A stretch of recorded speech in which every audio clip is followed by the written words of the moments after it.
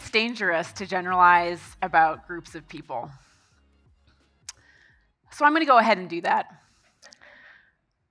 I'm going to say that all of you here are ambitious. You're leaders. You have risen up through your organizations because you have worked really hard, and you've been rewarded for that hard work.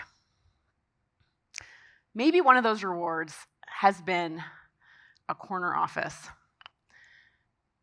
Maybe you've gotten something that looks like this. I remember the first day that I got my corner office. In fact, I remember the first day I got an office at all with a door that shut, and that was a great day. No more fighting for those conference rooms. Now, let me ask you, how many of your employees have an office that looks like this in your campus or in your building? I'm guessing not that many. Now, the good news is most of your team members have spent the last 2 years cozying up their home environments to build a corner office at home that's pitch perfect, that's dialed just the way they like it. At home, your team members have their snacks, they have their pets. In fact, they have their snacks for their pets. They've got their DoorDash and they've got their sweatpants. Don't underestimate the power of the sweatpants. At home, every employee has their own corner office. Now, right now is the hottest summer on record. Myself and probably every woman in this room comes into a building like this one carrying a winter coat, a pashmina, and a jacket because it is so darn cold. You cannot reproduce the comforts of the home corner office in your building, so do not even try. Just let it go. For your employees, their home corner office might be working at the kitchen table in the morning, the patio, or the balcony in the afternoon. It might be working at the beach 1 month and the mountains the next month, maybe because that's how they love to live their lives, or maybe because they have an elderly relative they've got to take care of. The corner office looks different for everyone. For some, it's that 30-second commute down to the dinner table. For others, it's the fact that they can take a 15-minute break in the afternoon and recharge and see their kids. Now, I saw a headline last week that said this. Don't get me wrong, I love Herman Miller as much as the next person, but I think this headline misses the bigger point. The corner office has always been about comfort, for sure. And comfort historically was reserved for the bosses, probably for all of you. We could have our corner offices and be comfortable, but now we've realized comfort can be had by the masses, at home, or in their apartments, or on the road. But there's something else here. Because the corner office wasn't always just about comfort. The corner office was also always about control. It was about controlling where we worked, how we worked, the terms of our work.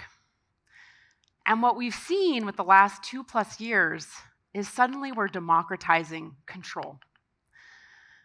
And for business leaders, that can feel really scary. Because for a long time, we, the leaders, have been in the driver's seat. But there's some good news here. The good news is we saw something amazing over the last 2 years of COVID. When we democratized control, our teams gave us performance. They gave us results. They delivered at incredible levels in ways that we did not imagine was possible. So, in fact, this doesn't need to be a scary moment. This can actually be a tremendous opportunity for us. This democratization of control is a window of opportunity. Now, interestingly, employees love this. They love the comforts of their own corner offices, and they certainly love the democratization of control. But a lot of business leaders, they're still not so sure. Despite what they saw during the pandemic, they're still not so sure, and they're dreaming of the good old days. They're dreaming of the good old days when employees came into the office 5 days a week. They think, man, those were the good times. So I want to take you back.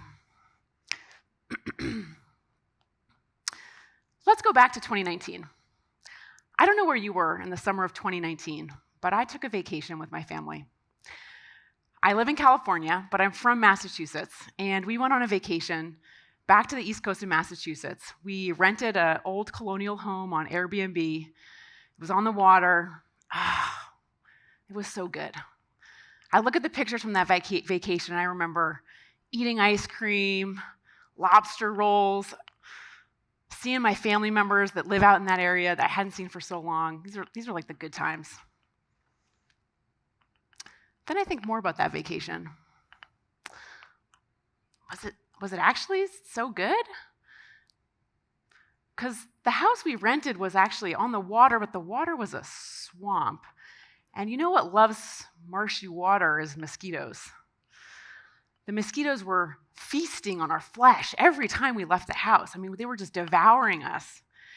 And then my kids, who were 3 and 5 at the time, they were going to bed on California time at like midnight and waking up at East Coast time at 5 a.m. So we were not sleeping a wink. I mean, we were literally up at all hours.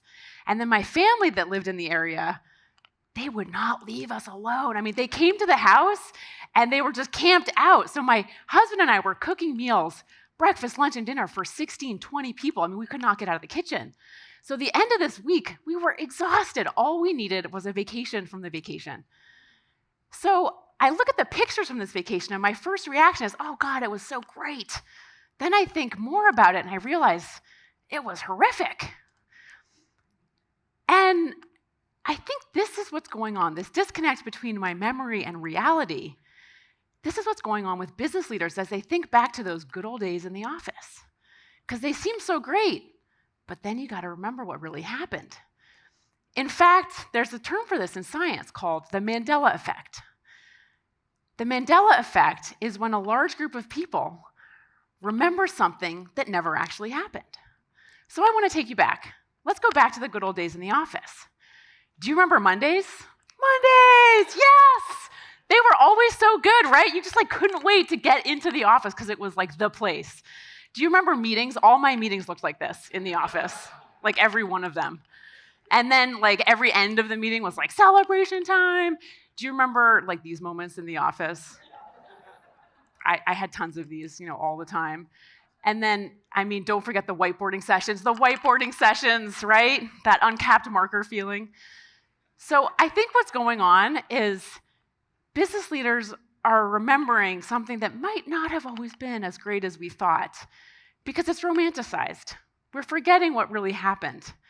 When we really think hard about what happened in the office, kind of like when I remember that vacation and what it was really like, it might have looked a little more like this. There might have been a lot of moments like this. I think people spend a lot of time doing this. Yeah, there was some of this. The truth is, the office wasn't great because of the office. It was great because of the people, the accomplishments, the things that we did in the office, and the office was the backdrop. Business leaders thought the office was their secret sauce, but it wasn't. The shocking truth that came out during COVID was the office isn't the secret sauce. It was other things. Millions of teams delivered during COVID and showed that it wasn't the office. In fact, now we have the chance to build our teams forward using a different secret sauce. Remote work, distributed teams of talent.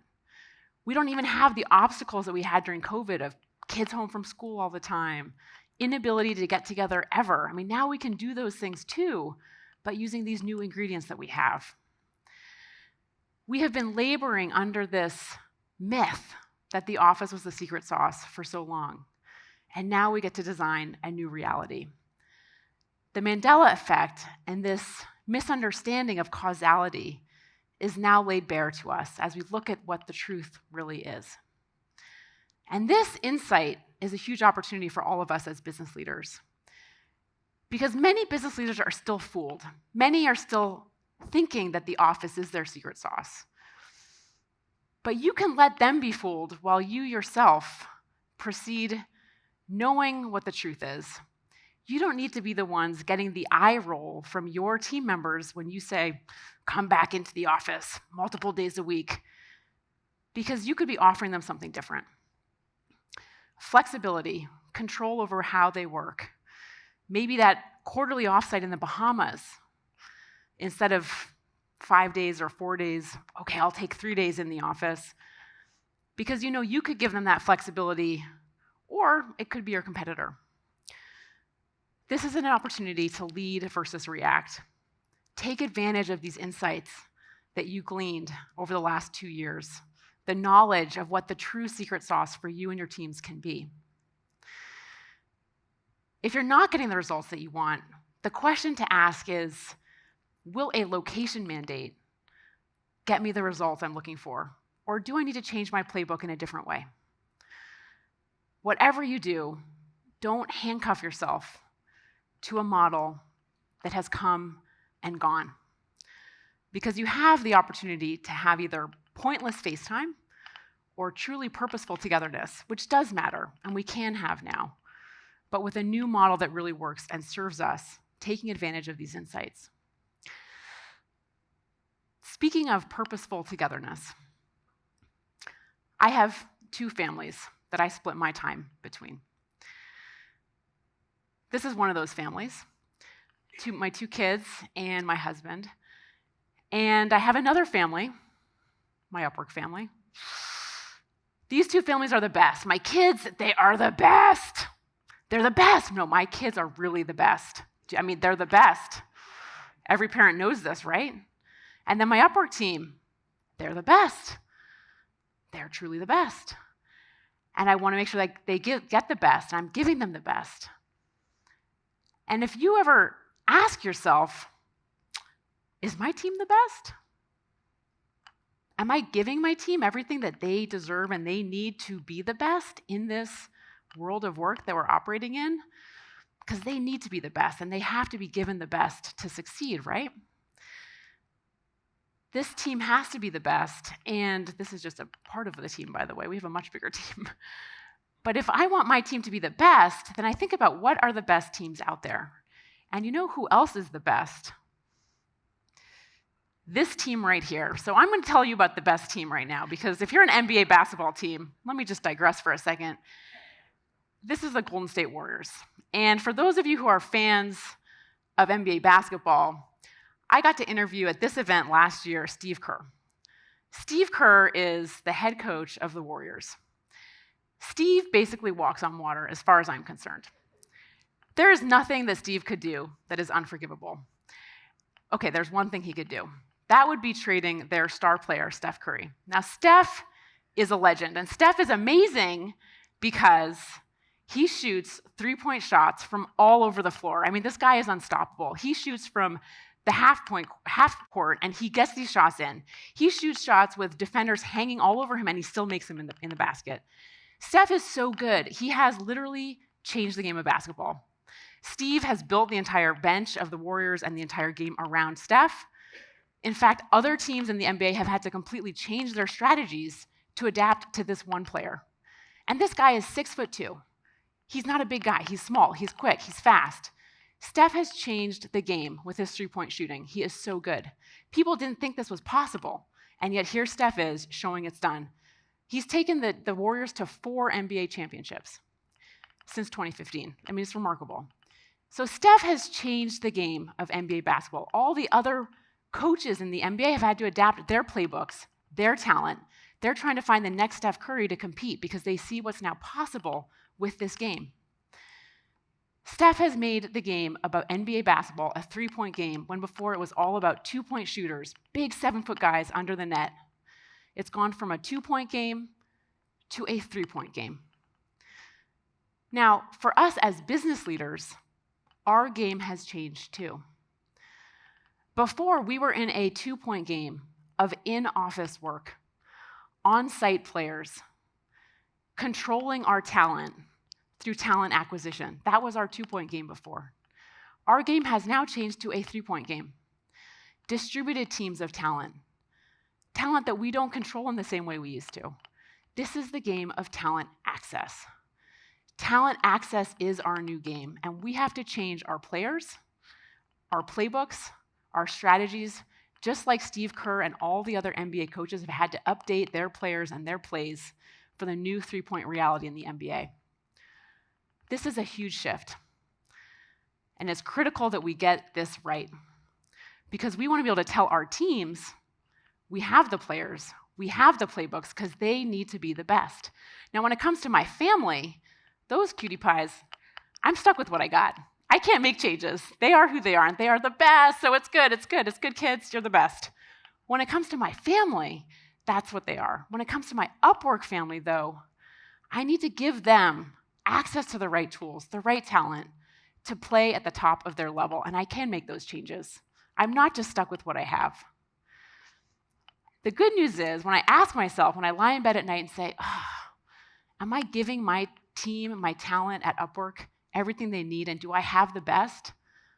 I can answer yes, because I'm giving them Upwork as a solution to constantly retool, bring in the right talent, have an up-to-date and modern playbook that is fit for this three-point game we are now playing. That is the key, moving from talent acquisition to talent access, and it's a huge unlock for us. It unlocks growth, speed, opportunity, and the ability to really build for a more agile future. And everyone is invested in their future. Everyone wants to build for their future. I remember when I was coming out of college, thinking about what I was going to do for my future. I took a full-time job as a consultant, and I was putting all my heart and soul and energy into this one job. I tell you that now, I feel like I should have like gray hair and a cane because it's so antiquated, just doing one full-time job. No one does that anymore. I had lunch last week with this woman, Kaya. She's working a full-time job. She's building a YouTube channel on the side. She's freelancing for a business also on the side. She's got so many things. She's publishing a book. I mean, this is the new career path for professionals. They're not just doing one thing anymore. They're doing a multitude of things because they figured out different strategies that work for them. And all of them are asking the same question.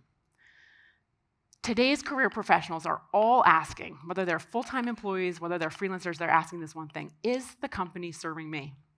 And if not, why should I serve it? They've made some critical discoveries along the way.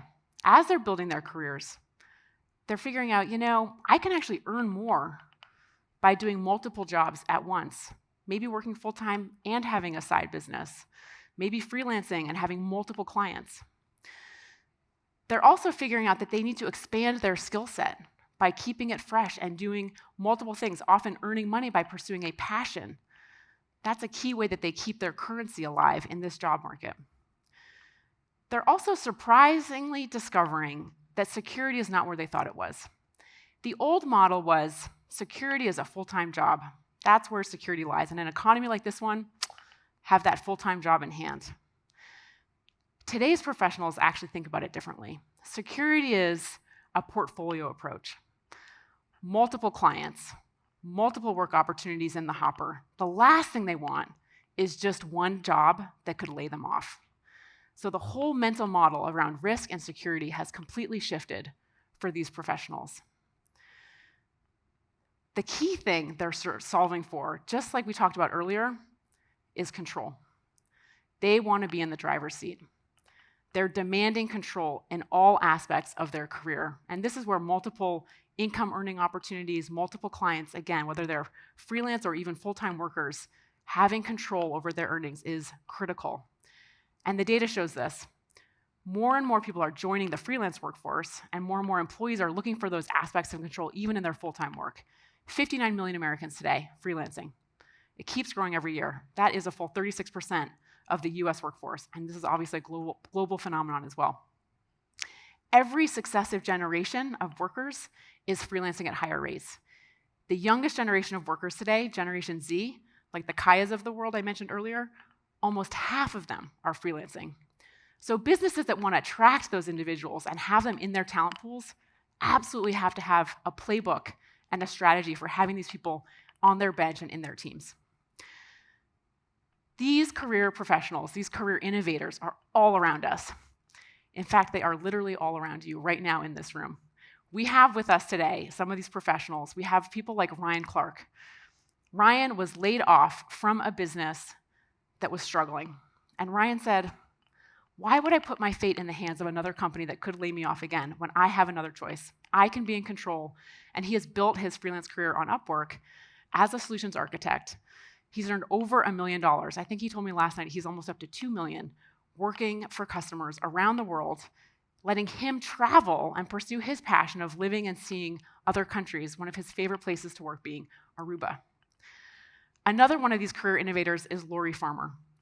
Lori is a 2-time Emmy Award-winning journalist, and she was fulfilling her childhood dream of being a journalist. She had dreamt of being a journalist since she was 6 years old. Yet this job was taking her away from her family. She constantly had to drop her kids, her husband, at the drop of a hat to go out and report on these breaking stories. And she said, this is not working for me. I got to be able to be with my family in a better way while still doing a career I love. So she left that and became a publicist on Upwork, working with incredible brands, mission-driven companies to get them the publicity that they need. Now this career has served her where she can be doing the work she loves and be there with her family in a way that works for her and for them. For us at Upwork, we work with these types of professionals all the time. They are integral to our business, and this makes us better. This isn't us sacrificing. This isn't us accommodating. This is us strengthening our business because we get to tap into incredible professionals. My own executive assistant, Stefano, is based in Ecuador. Our leadership team is distributed across multiple states in the US. By having remote work, hybrid teams integral to our organization, it makes us better. In fact, we have over 2,000 team members working with us from 90 countries around the world. This means we have access to incredible professionals inside of our organization, 3/4 of whom are independent talent. Every single team in our company is working with independent talent as an integral part, not a sideshow, an integral part of what we do.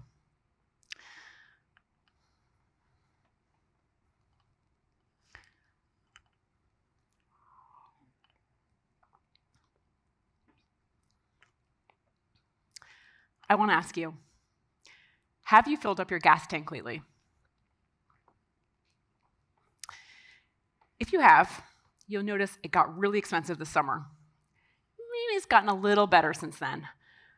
But this energy crisis is real.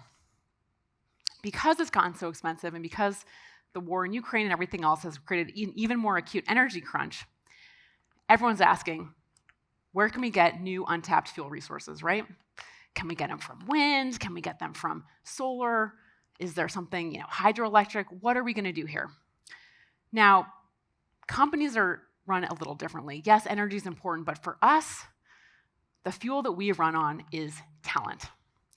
And so while everyone's looking for energy resources that could come from some untapped area, for businesses, we are looking for untapped talent because our sources are run and dry. And my question is, where are you getting your untapped talent? Don't tell me it's LinkedIn. Don't tell me it's your staffing firm down the street, because those resources, I think they're pretty tapped out right now. But we do need new alternative talent sources, just like countries need new untapped energy sources. The good news is there are 27 million hidden resources, hidden talent resources in the US alone. 27 million. Who are these people? Where are they coming from? They are, in fact, caregivers, immigrants, refugees, people who have been boxed out of the traditional work model. They're not in the locations where traditionally your companies might have been hiring. I was in an Uber last week, and my driver had an advanced degree in science from a university outside of the US, and here he was driving my Uber. These are people who have not traditionally been where companies and jobs were seeking them out, or they weren't able to work a schedule that accommodated a company that was asking them to come in and work a 9-to-5 job on site. You may have to update your playbook to work with these professionals who are independent, who want more control, who are setting a different schedule perhaps. But it's totally worth it to find these untapped resources and bring them off the sidelines and into your businesses. In this new model, both sides win. You get the talent you need. This talent gets access to work opportunities they can absolutely fulfill. We are going through a tectonic shift in when, where, and how work is happening. This is something we haven't seen before, and it's amazing that both sides can really benefit from this new way of acting and working. Now, if you do adopt these new models and this new mindset and this new way of working, you're gonna find some haters out there. There's gonna be some people who say, it can't be done. Like, there's no way. So you've got to expect it. You've got to be ready and find these haters when you see them. 'Cause the players gonna play, and the haters gonna hate, baby. I'm just gonna shake it off. So you're gonna find some haters. Let's call them the Jims of the world. Jim might be a trusted colleague who says, I've got a lot of issues with this. I don't think it's gonna work. These are the kind of concerns that the Jims of the world might mention.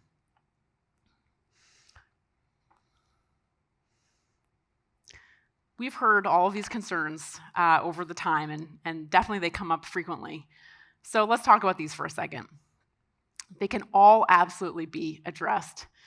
In terms of security and privacy, we offer comprehensive solutions here. We can pass every single info security review that your team wants to throw at us, and we even have integrations with things like virtual private networks that can insulate all of the work done by freelance talent so that it's secure and auditable for your organization. So you do not need to worry about these issues. In terms of workforce reliability, all of you have seen, heard, and are experiencing the Great Resignation. Right now, employee turnover is at an all-time high, whereas workers on a platform like ours are typically working with companies for years. They establish long-term relationships that far outlast the duration of a typical employee in an organization. So our workers are very reliable and long-term, and we see this every day with our own platform and our customers. In terms of cultural concerns, we see frequently that bringing in much-needed resources actually is a huge morale and culture boost for our customers and for ourselves. Because teams are stressed, they're burnt out, they're being asked to do more and more with less and less resourcing. So bringing resources from our platform to bear is suddenly a breath of fresh air, and people say, wow, I'm gonna get stuff done that I never thought I could do before. I'm incredibly excited and re-engaged with this modern way of working. The skill side is amazing. Freelancers actually reskill and upskill at a much higher rate than captive employees. 71% of freelancers upskill every year versus 48% of employees. These people are sharp because they have to be. They're out there winning work every day because their skills are fresh. And in terms of risk, we have you covered. We have everything from compliance programs, worker classification coverage, worker protection. Everything is there so that you can proceed with complete peace of mind. So, if you move past the concerns, you will arrive in the land of opportunity. There is a giant opportunity there where you'll find the talent, the people, the mindset of abundance that really should be how you're operating your business. And this will be a huge boost to your operations. I know you can do this. Now, when I became a new CEO 2.5 years ago, I have to admit, I had my own doubts. I had been so comfortable being the number 2 in my company. I wondered, am I going to be really great being the number 1? But I couldn't let my own doubts hold me back, just the way you can't let your own doubts hold you back now. I knew then my team needed me. My company needed me to push things forward, and your companies need you.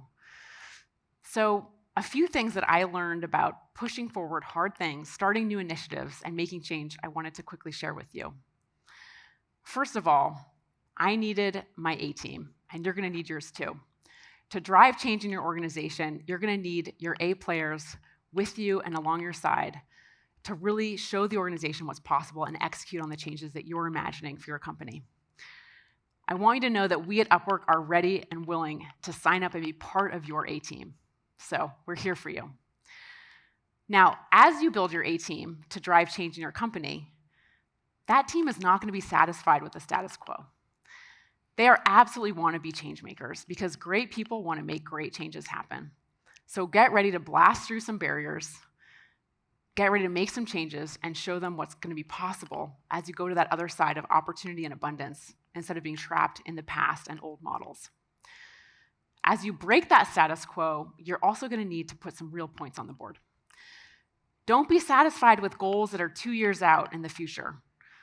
We'll work with you to come up with some wins that are in the near term, 2 weeks out, 2 months out, piloting some efforts that are immediate, that can really start to snowball and show your company what's possible in this new world of work. This will be critical to win more supporters and champions of your efforts.